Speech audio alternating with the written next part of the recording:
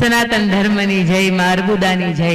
આ સૌના જય ઘોષની સાથે આપણે કાર્યક્રમની શરૂઆત એટલા માટે કરવી છે કે તમને ને મને જે પવન વાય છે, તમને ને મને જે તડકો લાગે છે, તમારી મારી આસપાસના નાના મોટા જીવ જે જંતુઓ છે એ પસાર થાય છે, તમારી મારી બાજુમાં જે બેઠેલા દરેક વ્યક્તિ છે, મહામાનવ છે, એના હૃદયની અંદર પણ ભગવાન વસે છે.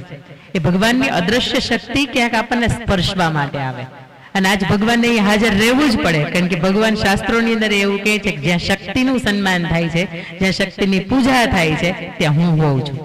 એટલે તમને મને અત્યારે તડકો લાગે ને તો સમજજો કે સૂર્યનારાયણ ભગવાન સ્વરૂપમાં આપણી હાજર છે. તમને મને એમ લાગે ને કે બહુ પવન વાયો તો વાયુદેવ ક્યાંક હાજર છે. આ ભગવાન અને 33 કોટી દેવતાઓ છે ને એ પોતાના વિમાન લઈ લઈને તમારી મારી ઉપર ફૂલોની વર્ષા કરવા માટે અહીંયા ઉપસ્થિત છે.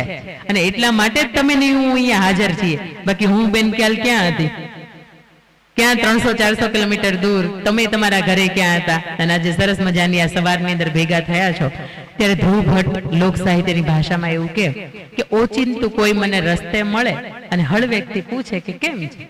આપણે તો કહીએ કે દરિયાશી મોજમાં અને ઉપરથી કુદરતની રહેમ છે. આ કુદરતની રહેમ ન હોય તો કાર્યક્રમ થાય ખરો? ન થાય. આ ભગવાનની, માતા પ્રભુ શ્રી રામની, આ બધાની રહેમ છે આપણી ઉપર કે જેના લીધે તમે હું અહીંયા આ પટાંગણની અંદર, આ પરગણાની અંદર આપણે એકઠા થયા છીએ.